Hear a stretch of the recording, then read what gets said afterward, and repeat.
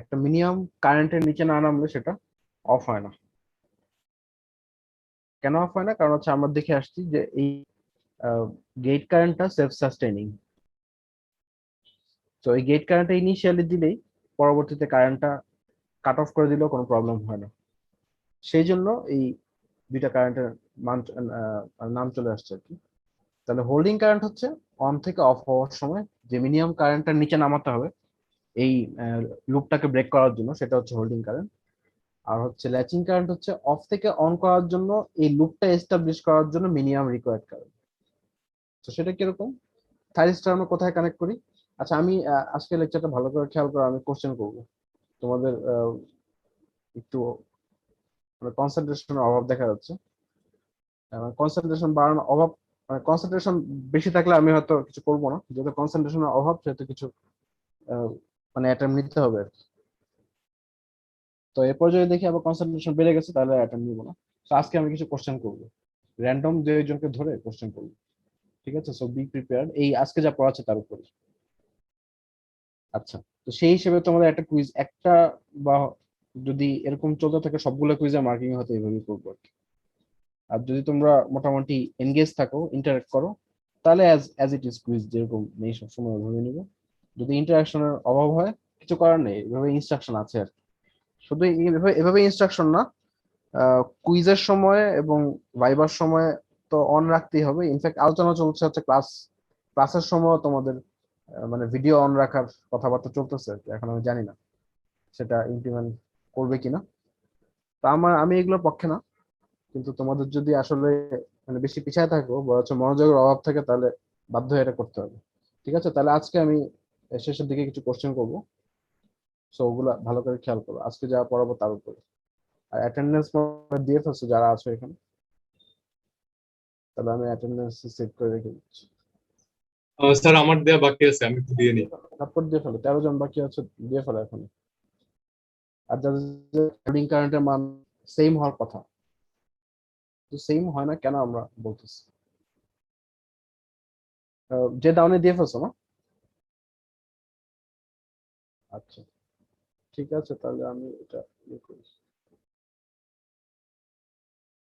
Save করে delete করে দিচ্ছি।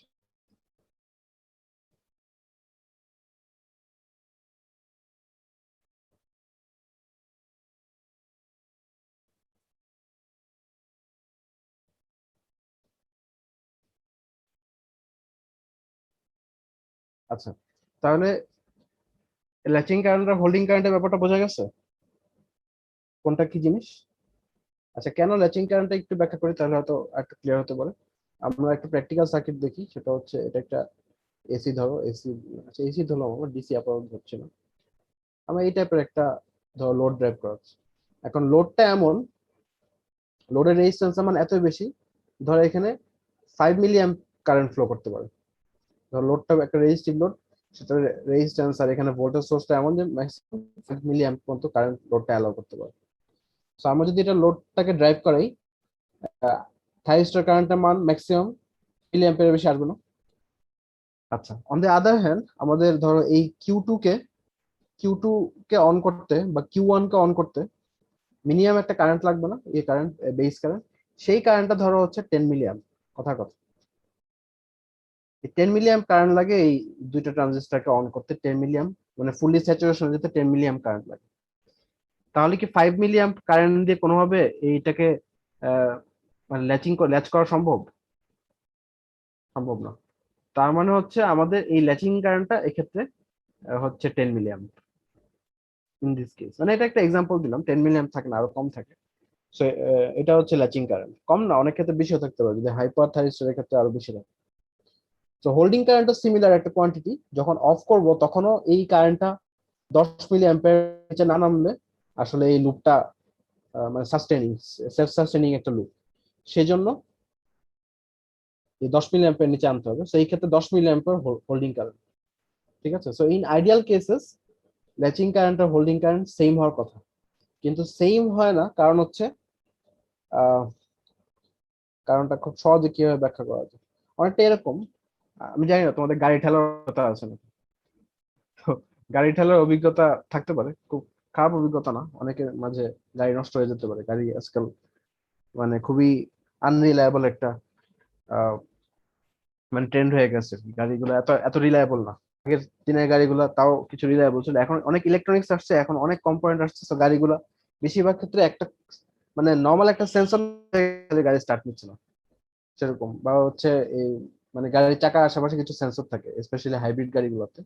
সো ওগুলোতে কোনো কারণে যদি কোনো পানি বা ময়লা টলা বা ধুলাবালি জমে, তখন দেখা যায় গাড়ি start নেয় না। এরকম মানে সমস্যা অহরহ হয়। তো হোয়াট এভার দ্য কেসিস, বলতে চাচ্ছিলাম, আমার গাড়ি ঠেলার অভিজ্ঞতা যদি নাও থাকে, মানে ইমাজিন এ সিচুয়েশন, তো গাড়ি প্রথমে মানে কিক স্টার্ট করতে গিয়ে সময় লাগে, মানে ঠেলে গাড়িটা একটা আহ, মানে সার্টেন পেস নিয়ে আসতে একটু সময় লাগে বা একটু বেশি এফোর্ট লাগে। আহ, গাড়ি নির্ভর করার সময় ধর গাড়ি চলতেছে, ওইটাকে বরঞ্চ থামানো কঠিন।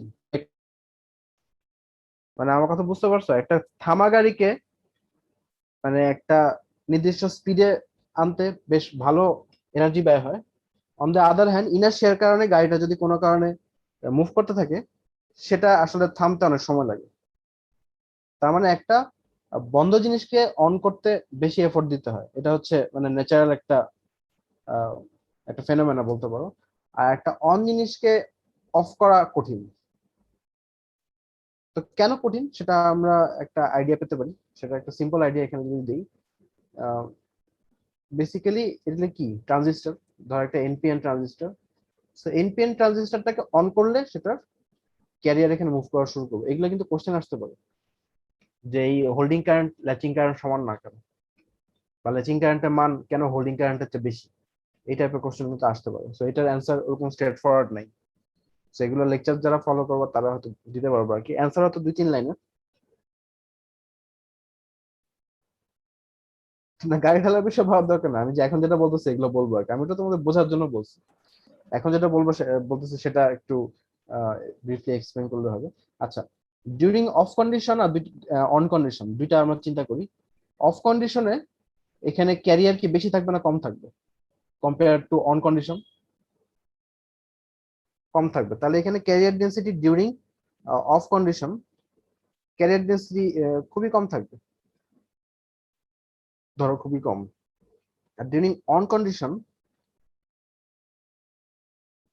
এখানে ক্যারিয়ার ডেন্সিটি ধরো বেশি। এটা তো তোমার জানোই, অফ অফ আর অন কন্ডিশনের পার্থক্য এটা।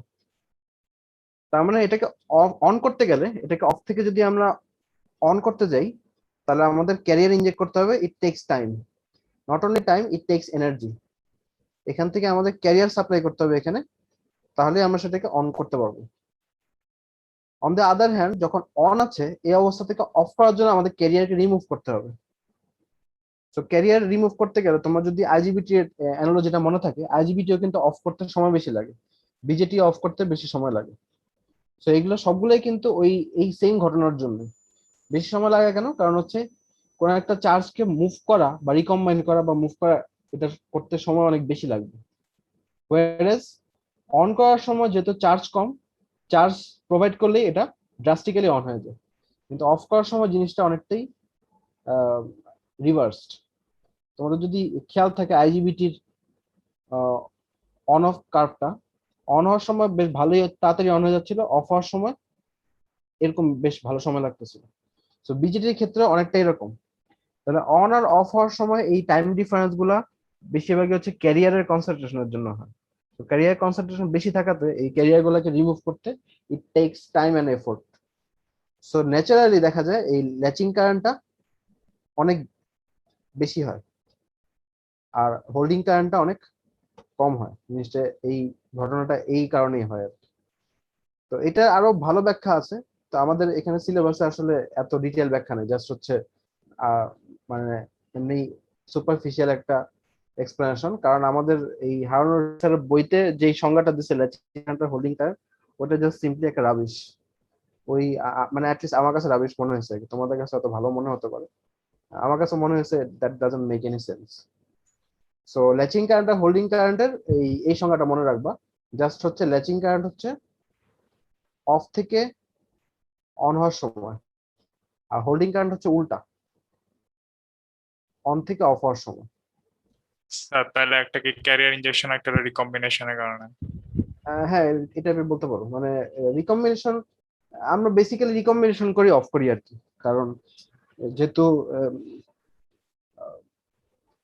মানে সত্যি কথা বলতে এটা অন করতে গেলে আমাদের কি একটা প্লাস ব্যাটারি দিতে হবে, আর অফ করার সময় আমরা যদি এখানে একটা মাইনাস কানেক্ট করে দিই তাহলে তাড়াতাড়ি অফ হবে। কিন্তু ইন প্র্যাকটিস আমরা সেটা সাধারণত করি না, কারণ সেটা করতে গেলে ড্রাইভার সার্কিটের কমপ্লেক্সিটি বা হচ্ছে খরচ এতই বেড়ে যায় যেটা আসলে প্র্যাকটিক্যাল না। শুধু তাই না, দেখা যায় এই মাইনাস রেলটা সাধারণত গ্রাউন্ডের সাথে শর্ট করা থাকে। তো গ্রাউন্ডে তুমি যখন আবার একটা প্লাস সাথে কানেক্ট করে দিবা তখন মানে বেশ ঝামেলা। একটা গ্রাউন্ড হচ্ছে সব রেফারেন্স, ওখানে তুমি যদি প্লাস কানেক্ট করে দাও তার মানে বেশিরভাগ জায়গায় শর্ট সার্কিট হওয়ার একটা ঝামেলা থাকে। তো সেই জন্য ইন প্র্যাকটিস আমরা এরকম একটা রিভার্স কারেন্ট অ্যাপ্লাই করি না আর কি, কিন্তু রিভার্স কারেন্ট অ্যাপ্লাই করলে হয়তো রিকম্বিনেশনের উপরে আমাদের এত স্ট্রেস পড়তো না। ঠিক আছে, আশা আশা করি বুঝতে পারছো। অফ করা যায় না, কিন্তু অফটা তাড়াতাড়ি করা যায়, মানে অফ টাইমটা সিগনিফিকেন্ট না, মানে মার্জিনালি কমায় আনা যায়, কিন্তু ওই মার্জিনটা বাড়ানোর জন্য দেখা যায় কি এই ড্রাইভার সার্কিটের বেশ ভালো কমপ্লেক্সিটি বেড়ে যায়। তো সেই জন্য অলটুগেদার ওই জিনিসটা অ্যাভয়েড করা। তাহলে আচ্ছা স্যার, ল্যাচিং কারেন্টের কি অ্যাকচুয়ালি কোনো বেনিফিট আছে? ল্যাচিং কারেন্টে কোনো বেনিফিট নেই, এটা আসলে সমস্যা।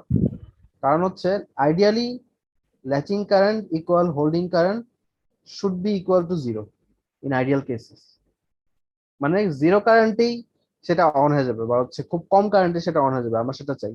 মানে ইন প্র্যাকটিস এটা নট ইকুয়াল জিরো থাকে, এবং মানে গ্রেটার দেন জিরো থাকে, অবশ্যই নট ইকুয়াল তো অবশ্যই গ্রেটার দেন জিরো থাকে। তো এটা আসলে একটা প্রবলেম, কারণ তোমার ধরো ওই 10 মিলি অ্যাম্পিয়ার কারেন্ট না ফ্লো করলে সেটা এই ল্যাচ হবে না, সেটা একটা ঝামেলা না। 5 মিলি অ্যাম্পিয়ার ল্যাচ হচ্ছে না, তো তোমার লোডটা ওইভাবে চুজ করতে হবে। আচ্ছা, তাহলে ল্যাচিং কারেন্ট হোল্ডিং কারেন্ট আশা করি বুঝতে পারছো। না বুঝলে আমাকে বলো, আমি আবার বলবো, কোনো অসুবিধা নেই। it a bit further capacitance it a bit further by this capacitance. আচ্ছা, এটা খুবই ইন্টারেস্টিং একটা টপিক।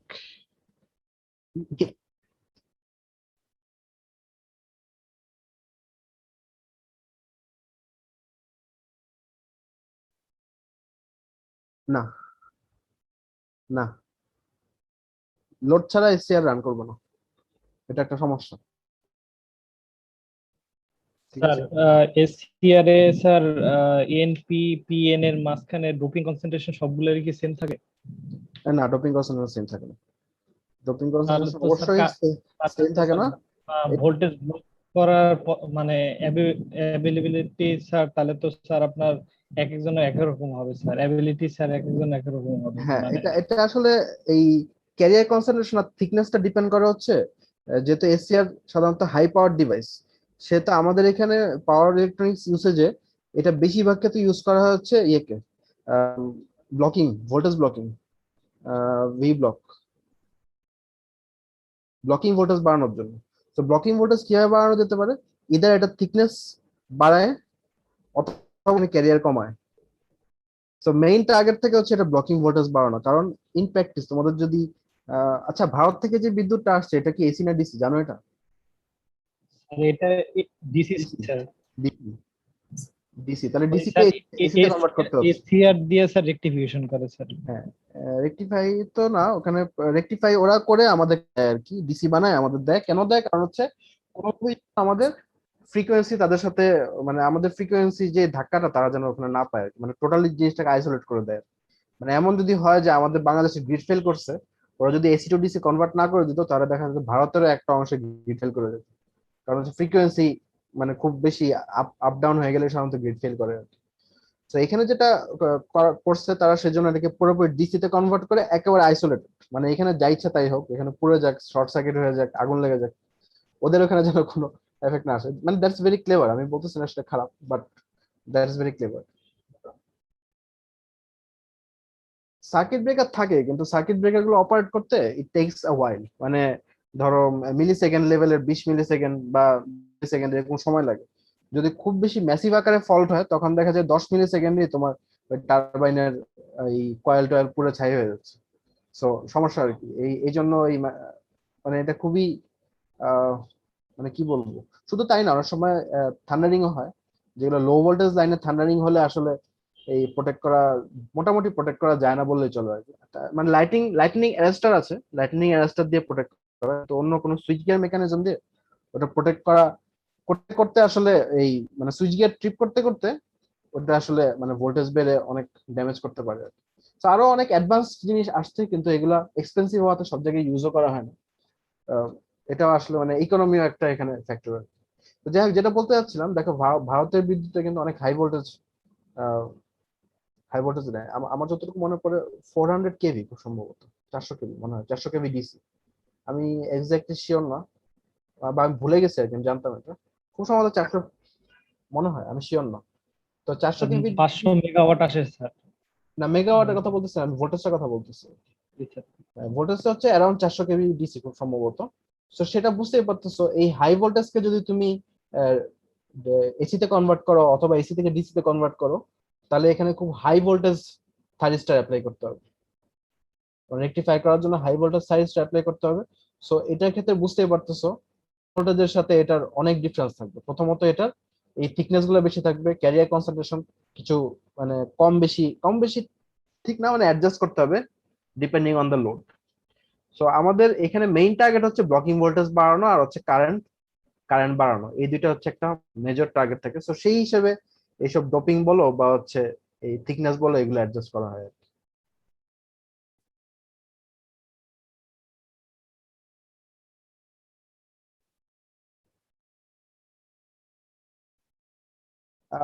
না, ওটাকে 400 কেভি তো ডিসি লাইন, তার মানে একটা ফেজই, সেটাকে পরে থ্রি ফেজে কনভার্ট করা হয়, সেটাকে পরে থ্রি ফেজে কনভার্ট করে ইয়ে করা হয়। তো ওইটা থ্রি ফেজে,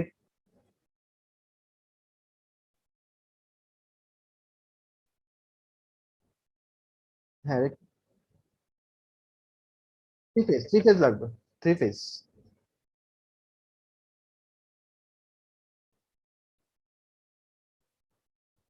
আচ্ছা ঠিক আছে, তোমার কোশ্চেন আমি বুঝতে পারছি। সেটা হচ্ছে, দেখো যদি এরকম হয় ব্রিজ রেকটিফায়ার হয়, যদি ব্রিজ রেকটিফায়ার হয় তাহলে দেখো দুইটা দুইটা মিলে 400 ভোল্ট ক্যারি করতেছে, তাই না? হ্যাঁ, তাহলে হচ্ছে তোমার 200 কেভি লাগবে এক একটা। আর যদি, হ্যাঁ, কিন্তু মজার ব্যাপার হচ্ছে ব্রিজ রেকটিফায়ার আসলে ওইভাবে ইউজ হয় না, কারণ হচ্ছে হয় অ্যাকচুয়ালি হয় হয় না তা না, এটা আসলে মানে সিঙ্গেল ফেজ হয় না আর কি, থ্রি ফেজ হয়। তো থ্রি ফেজে এরকম আরেকটা ইয়ে থাকে, আরেকটা অ্যাডিশনাল আর্ম থাকে। তো এখানে এই যে এরকম দেওয়া হয়, এটা এর সাথে কানেক্ট করা থাকে, আরেকটা লাইন কানেক্ট করা থাকে এটার সাথে, তারপরে থাকে হচ্ছে লোড বা ডিসি যেই পোর্শনটা, এটা এখানে থাকে। So at a given moment পুরো আমাদের ভি লাইন টু লাইন ভোল্টেজটা কভার করা হচ্ছে দুইটা দুইটা এসিআর।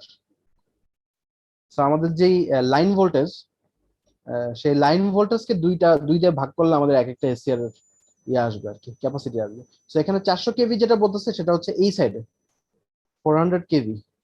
তো ওই সাইডে কত সেটা আসলে হিসাব করে দেখতে হবে আর কি, কারণ এটা অনেক কিছুর উপর ডিপেন্ড করবে। এটার ক্যাপ, রাইট, এটা ডিপেন্ড করবে বেশ কিছু ইয়ের উপরে, এটা কত ক্যাপাসিটি, এটা কি পরিমাণ কারেন্ট এখানে থেকে ড্রেইন করতেছে। কারণ এখানে কিছু প্যারাসিটিক রেজিস্ট্যান্স থাকবে, এখানে কিছু প্যারাসিটিক রেজিস্ট্যান্স থাকবে, এখানে এটা এই লোডের মধ্যেও কিছু রিয়েক্টিভ কম্পোনেন্ট থাকবে, কিছু ইন্ডাকটিভ কম্পোনেন্ট থাকবে। তো সব মিলায় এই সব চিন্তা করে এখানে বলা যেতে পারে আর কি, এটা এখানে আসলে কত বলতেছে। তো এখানে যদি সে আমি জানি না, অ্যারাউন্ড বললাম সে 1000 কেভি হয় কথার কথা, তাহলে সেই হিসাবে এই 500 500 করে এটার ভাগ হয়ে যাবে।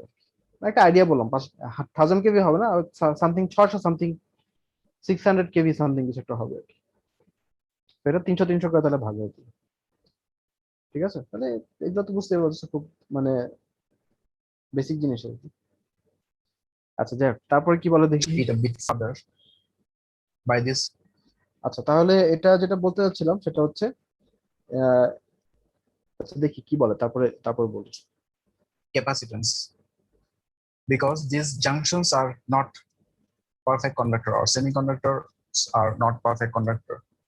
So there will be a voltage gap between these junctions. So voltage gap means the parasitic capacitance. বুঝতে পারছো, এখানে এই পয়েন্ট আর এই পয়েন্টের ভোল্টেজ সেম হবে না। তো সেম হবে না মানে হচ্ছে এখানে ক্যাপাসিটি, যেহেতু ভোল্টেজ ডিফারেন্স আছে আর কারেন্ট ফ্লো করতে পারতেছে না, বা ফ্রিলি কারেন্ট ফ্লো করতে পারতেছে না, এটা ইনসুলেটরের মতো আচরণ করবে এবং সেটা ক্যাপাসিটর হয়ে যাবে সহজে সহজ। সেই ক্যাপাসিটর গুলো কিছু ঝামেলা তৈরি করে, ঝামেলাগুলো বলতেছে। So if we only concentrate on this middle portion, this let me zoom in. So this current ij2, we can define it as dq by dt. So q is the amount of আচ্ছা, এই current basically হচ্ছে charge per unit time আর কি, এটা তোমার মানে physics intermediate হয়তো পড়ে আসছো। সো সেই একেবারে বেসিক ডেফিনেশনে যদি যাই তাহলে charge, and this is the very definition of the current, charge per unit time. So again, q equals cv. So if we extend this, we are having something like this, where ij2 is proportional to dvj2 by dt. So dvj2 or vj2 is the voltage in this mid section, and this voltage will be proportional to this vak. So a higher dvak by dt will result in higher dvj2 by dt, which means higher ij2. Higher ij2 can turn on this. আচ্ছা দেখো, এটা DV by DT এভাবে আসছে।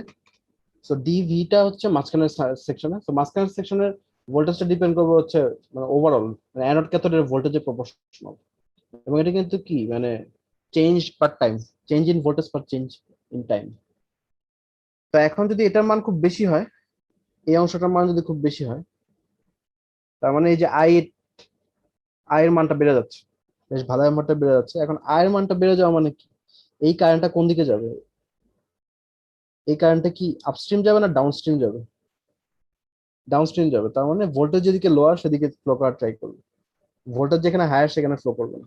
তো দেখো এখানে আমি গেটে কোনো কারেন্ট দিচ্ছি না, গেটটা টোটালি অফ। এখানে আমি একটা ভোল্টেজ দিলাম, আর হচ্ছে এই ভোল্টেজটা খুব তাড়াতাড়ি অ্যাপ্লাই করার কারণে ডি ভিএকে বাই ডিটিটা খুব বেড়ে গেল, কারণ ডিভিএকে হচ্ছে বা ডিটি হচ্ছে rate of change of voltage. খুব ফাস্ট যদি আমি এই ভোল্টেজটা অ্যাপ্লাই করি, তাহলে এই কারেন্টটা দেখো ফিড বাইপাস হয়ে এই ট্রানজিস্টর অন করে ফেলতে পারে, which is unintentional or accidental turn on. তো সেই জন্য এটাও একটা ওয়ে হতে পারে যে থাইরিস্টরকে অন করার। দেখো এখানে গেট কারেন্ট না দিয়ে সেটা অন হয়ে যাচ্ছে যদি হাই ডিভি বাই ডিটি দিই আমরা। ঠিক আছে, এটা আশা করি বুঝতে পারছো। q2 না বুঝলে বলো। even without an ig. So this is why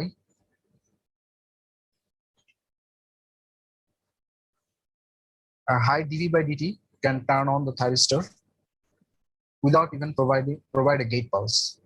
তাহলে এই যে হাই ডিভি বাই ডিটি আমরা প্রথমে বলছিলাম পরে আলোচনা করবো, এগুলো সবই আলোচনা করা হয়ে গেছে মোটামুটি। সো হাই ডিভি বাই ডিটিও এটাকে টার্ন অন করতে পারে। সো এগুলোর কিন্তু এক্সপ্লেনেশন আসতে পারে, একটু যা যা বলা আছে ডায়াগ্রাম, রেলেভেন্ট ডায়াগ্রাম সহ সেগুলো ড্র মানে অ্যান্সার করার ট্রাই করবো। Now if we analyze this two transistor model, we can derive some formulas.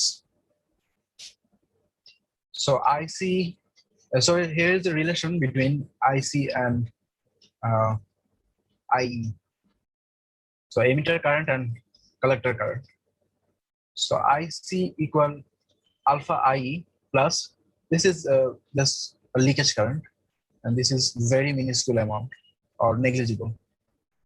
So for each transistor, we can derive these two equations. This is for transistor 1 or Q1, and this is for Q2. So if we combine that, we are having this formula. So this is a very simple derivation. And here is an assumption. IK equal, not assumption, it's basically a KCL. So IK is equal IA plus IG. So IK is the cathode current, and this is the output current. So inward current is this IA and this IG. আচ্ছা, এটা derivation পরীক্ষা অনেক সময় আসে, মানে কিছু free marks দেওয়ার জন্য। এটা একেবারে সস্তা ডেরিভেশন, তো এটা পরীক্ষা আসতে করবো আর কি। এখানে দু একটা লাইন স্কিপ করা আছে, এই লাইনগুলো স্কিপ করো না, পুরোটা করে দিও। আইসি ইকুয়াল আলফা ই, এই ফর্মুলা সবাই জানো। এর সাথে লিকেজ কারেন্ট যোগ করে দুইটা ট্রানজিস্টরের কারেন্ট অ্যাড করেছে। অ্যাড করা হচ্ছে কিভাবে, সেটা হচ্ছে কেসিএল করে। এই আউটওয়ার্ড কারেন্ট হবে দুইটা ইনওয়ার্ড কারেন্টের যোগফল, সহজ হিসাব। মানে এটা যদি ব্ল্যাক হিসেবে চিন্তা করো, আই আর আইজি হচ্ছে ইনওয়ার্ড, ভিতরে যাচ্ছে, আর আই কে হচ্ছে আউটওয়ার্ড। তাহলে আমরা দুইটার সামেশন হিসেবে ধরতে পারি। তো এটাকে মানগুলো চলে আসে। তো এটা খুবই মানে ফানি একটা ডেরিভেশন। এটা পরীক্ষা যদিও আসে, একটু সহজ আর কি। মানে এরকম আমি কখনো দেখিনি যে অ্যান্সার করতে পারেনি এরকম। তো আশা করি পারবা। আর কোনো প্রবলেম থাকলে আমাকে বলো। এটা একদম সহজ জিনিস। So cathode summation of IA and IG. In this, and again, এগুলো ম্যাথও আসতে পারে, ঠিক আছে? এটা কিন্তু ম্যাথ আসতে পারে যদি এগুলা দেওয়া থাকে বা কোনো একটা ভ্যালু মিসিং থাকে, সেখান থেকে এটা খুব সহজ ইকুয়েশনটা মনে রাখতে হবে। মনে রাখা তোমাদের তো দরকার নেই, তোমাদের তো যেহেতু অনলাইনে হওয়ার চান্স 10%, সেহেতু হয়তো এত মনে রাখতে হবে না। বাট ফর্মুলাটা কোথায় আছে এটা মাথায় রেখে হবে। এটা ম্যাথ আমি জানি না এখানে করা, মনে হয় করা নাই, কিন্তু ম্যাথ আসতে পারে। this process is called regenerative or positive feedback effect. আচ্ছা, এটা কতদিনই বলেছি, একটা একটাকে যাতে অন করতেছে সেজন্য রিজেনারেটিভ বা পজিটিভ ফিডব্যাক ইফেক্ট বলে আর কি। Because the action of putting a small amount of G will eventually turn on both transistors, and both transistors will help each other in this turning on process. So this is called a positive loop. Sir alpha 1 আর alpha 2 এর value practically কত হয়? Alpha value 1 তো হওয়া যাবে না, দুইটা যোগফল। 1 এর কম থাকে, কিন্তু আলফা ভ্যালুটা ফিক্স। আলফা ভ্যালুটা মানে প্রবলেম যেটা হচ্ছে, আলফা এই জন্য সাধারণত বিটাটা ফিক্সড, আলফাটা ফিক্স না, আলফাটা ভ্যারি করে। এই জন্য আলফার কথাটা সবাই ওইভাবে ডেটা শিটে ওইভাবে বলে না আর কি। কারণ আমরা জানি আইসি ইকুয়াল বিটা আইবি, আইসি আর আইবি যে রিলেশনটা আমরা জানি, কিন্তু আলফাটা একটু কমপ্লিকেটেড। মানে এটা ভ্যারি করে ইয়ার সাথে সাথে। যেমন এখানে দেখো আলফার মান ভ্যারি করতেছে, আই এমিটার কারেন্ট বাড়ার সাথে সাথে আলফা মান বেড়ে যাচ্ছে। তো এই জন্য আলফা ভ্যালুটা ওরকম মানে ফিক্সড ইয়ে বলে না, কিন্তু হয়তো এই 1 এর কাছাকাছি কিছু একটা বলে আর কি। ঠিক আছে, বুঝতেই পারতেছো। আই কি কি কি হবে, IC equal IB plus IE. So এখানে হচ্ছে আইবিটার মান অনেক কম, আইবি মান নেগলিজিবল বা নেগলিজিবল না, মানে খুবই কম। সেজন্য আইসি আর আই মোটামুটি থাকে, আইসি আর আই মোটামুটি সেম থাকে। তার মানে যে 1 এর কাছাকাছি সামথিং একটা হয়। তো সাধারণত ভ্যারি করে, এটা একেবারে ফিক্স কোনো কোয়ান্টিটি না, এটা ভ্যারি করে। মানে 1 এর কাছাকাছি যেতে পারে, 1 এর উপরে তো যাওয়া সম্ভবই না, 1 এর নিচেই থাকে আর কি সাধারণত। আচ্ছা, That shows the variations of alpha. Alpha is the ratio of IE and IC. So these are turn on delays or turn on transient. So if we consider this diagram, here at the time t equals 0, we are providing a gate current, but it needs some time to rise the anode current. And this rise is twofold. The first half is called delay time, and the second half is called rise time. During this delay time, there is very little anode current, and during the rise time, anode current rise steadily. And the total turn on time is the summation of delay time and rise time. So what are these two? So delay time is basically, if we go back to this two transistor model,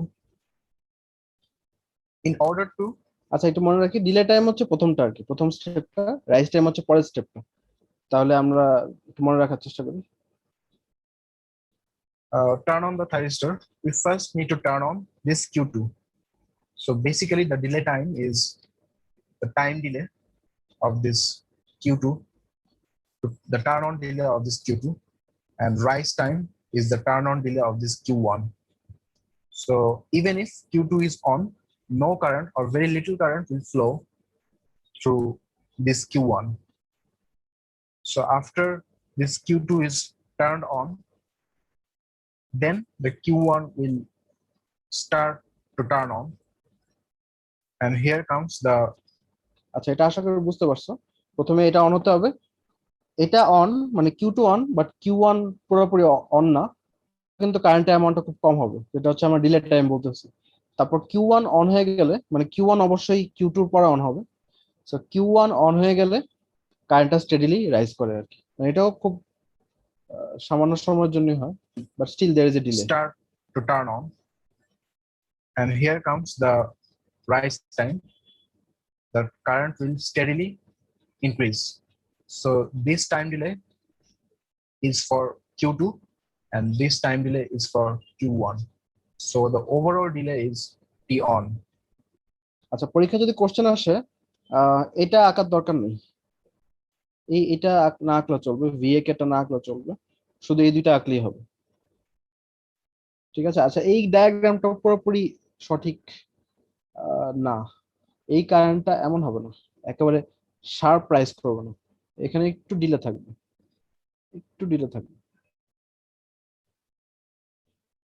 বইয়ে sharp rise আছে, but এটা আসলে এত sharp rise করে না আর কি, একটু delay থাকবে। সো এই কার্ভটাই বেশি ইম্পর্টেন্ট আর কি। আমরা কারেন্ট দিচ্ছি, বাট এটা অন হতে 80 অন পরিমাণ সময় লাগতেছে, সেটা হচ্ছে টোটাল টাইম ডিলে আর রাইজ টাইমের যোগফল আর কি।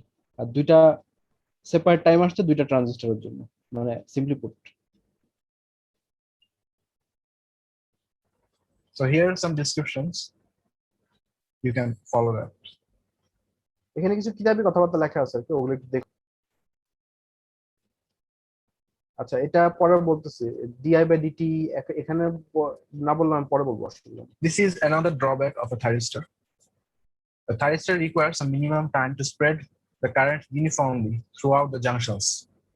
So if the rate of the rise of anode current is fast compared to the turn on process, it might destroy the device. So these are the DI by DT limitations.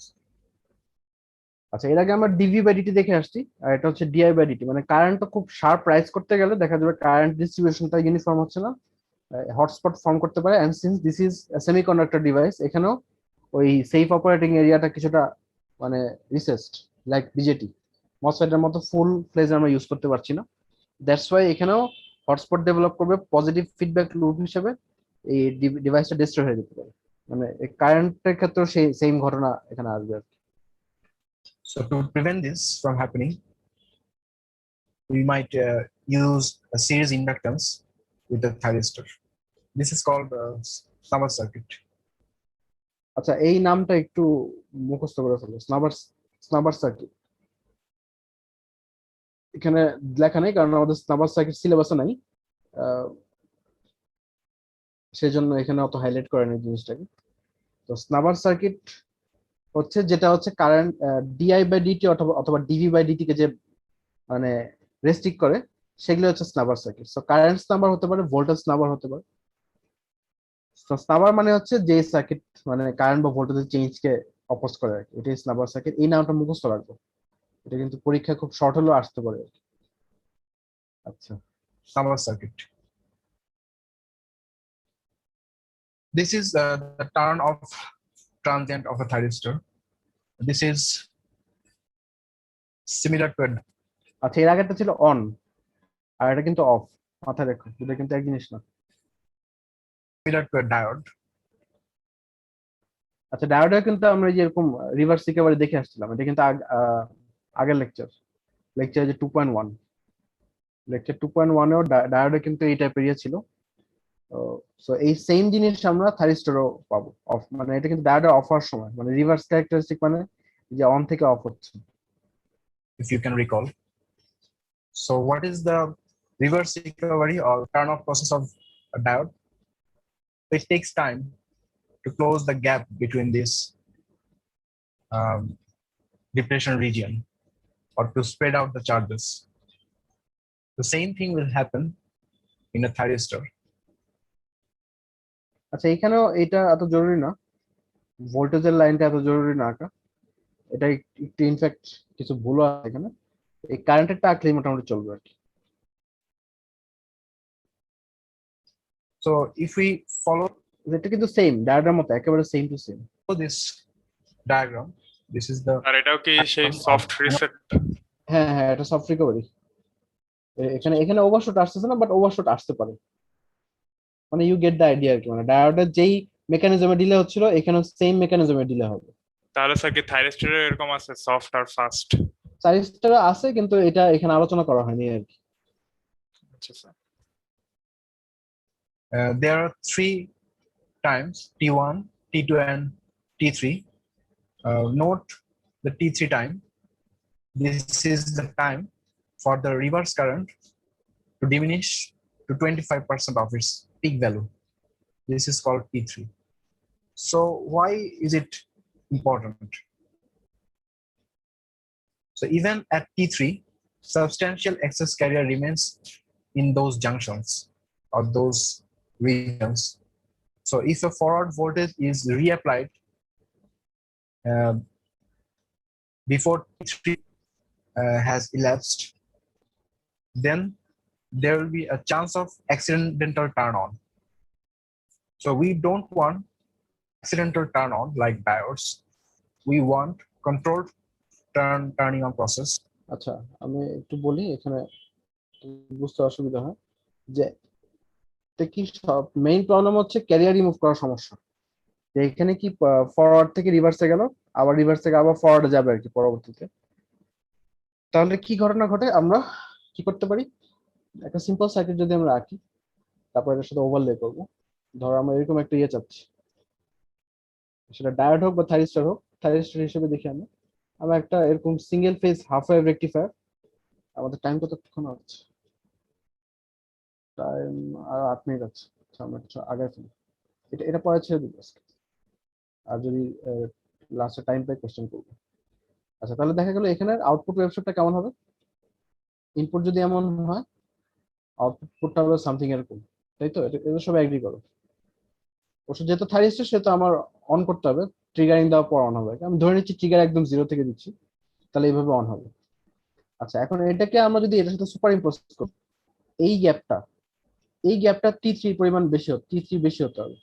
কারণ এখানে দেখো কি হচ্ছে, এখানে forward, এখানে reverse, এখানে forward, এখানেও তাই, এখানে হচ্ছে ফরওয়ার্ড, আর এই পর্যন্ত আমার এই রিভার্সটা কন্টিনিউ করতে হবে অ্যাটলিস্ট এই T3 পর্যন্ত বা তার বেশি। তারপরে আমি আবার ফরওয়ার্ড দিতে পারবো। ঠিক আছে, তাহলে আমি যদি এই জিনিসটা ওভারলে করি এটার উপরে, সামথিং এরকম হবে আর সামথিং। ধরো এখানে ফরওয়ার্ড গেল, তারপর আবার এখান থেকে আবার ফরওয়ার্ড শুরু হলো। ঠিক আছে, এই জিনিসটাকে যদি আমি এটার উপর ওভারলে করি, তাহলে সামথিং এরকম একটা, মানে এই টাইপের একটা গ্যাপ অ্যালাউ করতে হবে, যে গ্যাপটা হচ্ছে T3। যে এই T3 পরিমাণ গ্যাপটা অ্যালাউ করতে হবে, কারণ এখানেও 25% ক্যারিয়ার রয়ে যায়। দেখো এখানে রিভার্স কারেন্টের বা পিক রিভার্স কারেন্টের 25%। আমরা মানে গড়পড়টা ধরে নিতে পারি এখানে 25% ক্যারিয়ার রয়ে যাচ্ছে। তো 25% ক্যারিয়ার রয়ে গেলে আমরা যদি এখানে আবার এই যে ফরওয়ার্ড বায়াস দিয়ে ফেলি, তাহলে এটা অটোমেটিক্যালি অন হয়ে যাবে without giving any gate pulse. ঠিক আছে, so this is very problematic even in case of a diode. ডায়োডে যদিও রিভার্সটা ব্লক করে, কিন্তু এই T3 এর আগে ডায়োডের T3 আমরা দেখাইনি, যেহেতু মানে এখানে দেখাচ্ছি সেজন্য দেখানো হয়। ডায়োডেও এরকম T3 অ্যামাউন্ট অফ টাইম আমাদের ওয়েট করতে হবে, তার আগে যদি ফরওয়ার্ড দিয়ে দিই তাহলে সেটা তার আগে অন হয়ে যাবে।